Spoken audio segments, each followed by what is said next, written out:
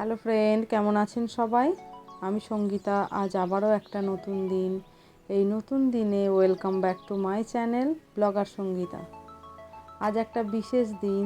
আজকে আমার বড় ছেলের জন্মদিন। আজকের ওর 11 পূর্ণ হলো। সকাল থেকে উঠেই চলছে তারই আয়োজন। খুব একটা বড় না, ছোট্টখাট্টো আয়োজন। 5 রকম ভাজা, পায়েস, চাটনি, পাঁপড় আর ওর পছন্দের মাটন। সকাল থেকেই মা সবই কাটাকাটি করে রেখে দিয়েছিল আর আমি রান্না করতে শুরু করে দিয়েছি। ভাজাগুলো আগে করে নেব, তারপরে পায়েস করে নেব। এই যে পায়েসের জন্য দুধ নিয়ে চলে এসেছি। পায়েস অলমোস্ট রেডি। এতে খানিকটা গরুর দুধও দিয়েছিলাম, আর আমুল দুধের যে গুঁড়ো প্যাকেট হয় সেটা আমার খুবই পছন্দের। সেইটা দিয়ে পায়েস করতে আমার বেশি ভালো লাগে। গুঁড়ো দুধ দিয়ে পায়েস হলে পায়েস খেতেও খুব ভালো হয়। এই যে সব ভাজাভাজি চলছে আর আমি একটু দাঁড়িয়ে আছি রান্নাঘরে।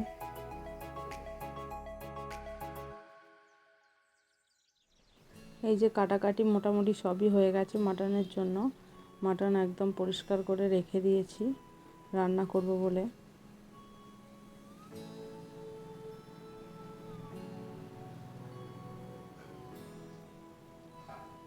আর এইদিকে মাছ ভাজতে দিয়ে দিয়েছি। আমার বড় ছেলে মাছ ভাজা খেতে খুব পছন্দ করে। এখানে মাংসর আলুটা ভাজা হচ্ছে। মাংসের আলুটা আগে ভেজে নিলে সুবিধা হয়। আমি একদম পুরো সিদ্ধ হয়ে যাওয়ার মতো ভেজে নিই। এখানে পাঁপড় ভেজে নিয়েছি। 5 রকম ভাজা একদম রেডি। এখানে চাটনি, টমেটো, আলু বখরা, আমসত্ত্ব, খেজুর এইসব দিয়ে চাটনি। এই যে এখানে পেঁয়াজ ভেজে নিচ্ছি মাংসর জন্য।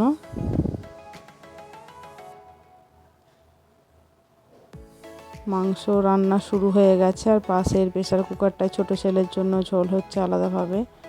ঢাকনাটা এখনও আটকানো হয়নি, আটকে নেব।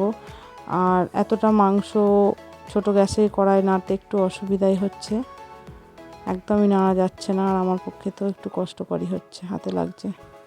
তাই জন্যে চলে এসেছে আমাদের বড় রাঁধুনি। এই যে একবার ওই মাটনটা বড় কড়াতে ঢেলে ওভেন জ্বালিয়ে নিয়েছি যাতে তাড়াতাড়ি করে হয়ে যায়। ওতে একদম নাড়াচাড়া করা যাচ্ছিল না। এটা আমাদের বনিদি রান্নাঘর, বনিদি বাড়ির রান্নাঘর, ভাঙা চোরা আর বনিদি বাড়ির রাঁধুনি। 5 কেজি খাসিরা করছে। এই এই সেন্টাতেই বনিদি বেরিয়ে আসে, ঘর ভাঙা হবে। রান্নাঘর দেখে লাভ নেই, মনটা একদম বনিদি মন। আসুন আপনাদের আর একটা মজার জিনিস দেখায়। সবার নিশ্চয়ই গল্প হলেও সত্যি একটা সিনেমা হয়েছিল রবি ঘোষের, সেই কথাটা মনে আছে। রবি ঘোষ কেমন কড়া মেজে ফেলেছিল তাড়াতাড়ি করে। আজকে যেহেতু 2-3টে কড়া নোংরা হয়েছে, যে হেল্প করে সে তার অসুবিধা হবে বলেই আমি এটা ধুতে এনেছিলাম, চেষ্টা করছিলাম একটু ধুয়ে নেবো। কিন্তু আমার ছেলে ঠিক গল্প হলেও সত্যির যে রবি ঘোষ ছিল ঠিক তার মতো করে কড়াটাকে পরিষ্কার করে ফেললো। আমি ভাবতেই পারিনি ও চকাচক করে ফেলবে এইভাবে। এই যে মাংস অলমোস্ট হয়েই এসেছে। কুকারে দিয়ে দেবো যাতে করে তাড়াতাড়ি হয়ে যায়। মুসুরির ডাল,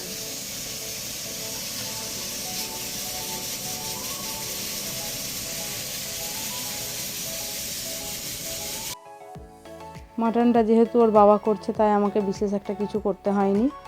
আমি মশলা সবই দিয়ে দিয়েছি, ও নাড়াচাড়া করে দিচ্ছে তাড়াতাড়ি হয়ে যাবে বলে। আর এই যে এখানে ছোটো ছেলের ঝোলটা রেডি হচ্ছে তাই একটু দাঁড়িয়েছিলাম। সব রান্না বান্না কমপ্লিট।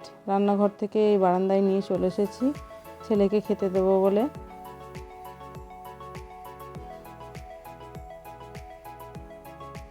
ওর বাবা দোকান থেকে ওর জন্য 11 রকমের মিষ্টি এনেছে, কারণ ও 11 বছরের পূর্ণ হলো এবার। তাই ঠিক 11 রকম মিষ্টি বেছে বেছে মা ছেলের জন্য এনেছে। ছেলে খেতে পছন্দ করে মিষ্টি এমনিতেও, আর আমি সেগুলো সবই সাজিয়ে দিচ্ছি।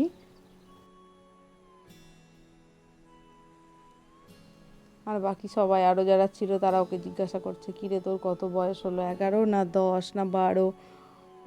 ও দেখলাম ঠিকই বলছিল, এই সময়টা ওর ঠাম্মা একটু গন্ডগোল করে ফেলছিল যে 10 না 11। আমরা বলছি 11, ঠাম্মা বলছে 10, এই করে এরকম একটা গন্ডগোলের একটা সৃষ্টি হচ্ছে এই জায়গায়। সেই সবই কথাবার্তা আমরা বলছি। এই যে সব রকম ওকে সাজিয়ে দিচ্ছে, আর ও অধৈর্য হয়ে পড়ছে, বলছে কখন খাবো কখন খাবো। এমনিতেও অনেকটা লেটই হয়ে গেছে, যেই টাইমে আমরা খাই তার একটু বেশি টাইমই হয়ে গেছে, যেহেতু রান্নাবান্না অনেকগুলো হয়েছে আর মাংসটা অনেকটা, সেটা করতে টাইম লেগেছে। এই বেলা মাংসটা করে রাখলাম, ওই বেলা বাড়ির সব বাচ্চাদেরকে মিলে ছেলে একটু কেক কাটবে, তাই মাংসটা করে রাখলাম। ওবেলা একটু লুচি করে নেব, ব্যাস তাহলেই হয়ে যাবে। ছেলের বেশ ভালো মতোই খিদে পেয়ে গেছে, তাই অধৈর্য হয়ে পড়ছে, মানে কিছু আর করতে দিচ্ছে না, খালি বলছে কখন খাবো।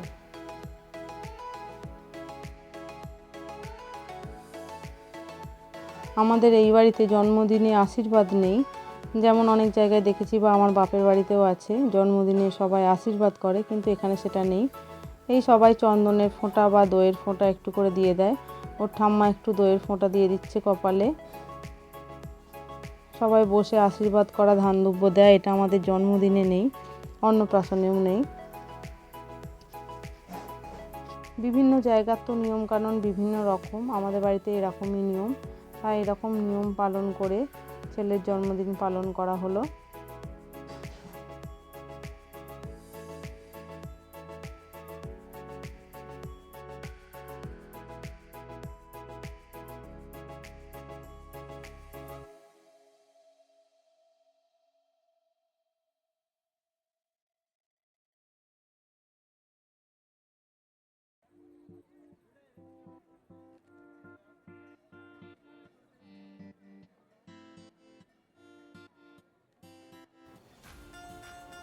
এই যে আমি একটু প্রদীপটা জ্বালিয়ে নিলাম।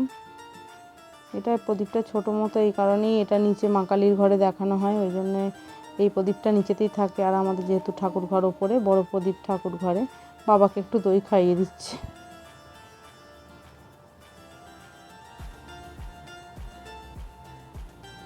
আমি এইটাই বলছি যে তোর মাথাটা একটু ভগবান ঠান্ডা রাখুক, তোর বদমাইশিটা একটু কম হোক। বাপরে বাপ, সেই ছোট্ট থেকে বদমাইশি। ওর বাবা একটু পায়েস খাইয়ে দিচ্ছে ছেলেকে। ওর বাবা ছেলের খুব কাছের, বড় ছেলেকে খুবই পছন্দ করে। আমি বেশি মারধর বকাবকি করলে ওর বাবা খুব একটা মারধর করে না, বকাবকি করে না, ছেলে যা বলবে তাই, এরকম একটা ব্যাপার। এখন বড় হয়ে একদম কথা শুনতে চায় না, তাই একটু বকা খায় বাবার কাছে, নাহলে ছোটোবেলায় একদমই নয়, কোনো দিন একটা বকাও দেয়নি। ছেলে ওর এতই ফেভারিট, এরকম একটা ব্যাপার।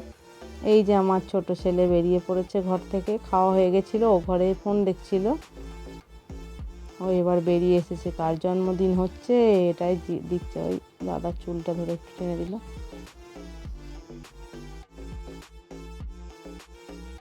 এত রকমের মিষ্টি দেখে ও মিষ্টি খেতে খুব ভালোবাসে, তাই বলছে দাদা একটু মিষ্টি দে না রে। জন্মদিনে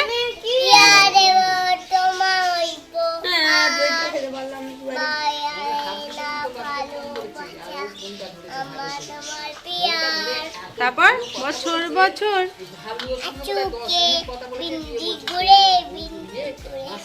আর তোমায় নিয়ে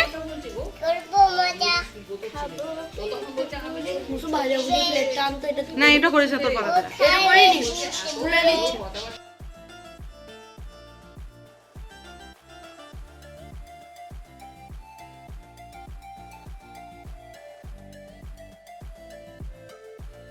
ভিডিওটা তাহলে আজকে এখানেই শেষ করছি। দেখা হবে অন্য কোনো দিন অন্য কোনো ভিডিওতে।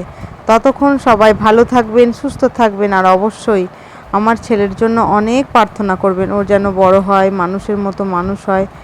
আর ভিডিওটি যদি আপনাদের ভালো লেগে থাকে তবে একটা লাইক করে দেবেন। ধন্যবাদ।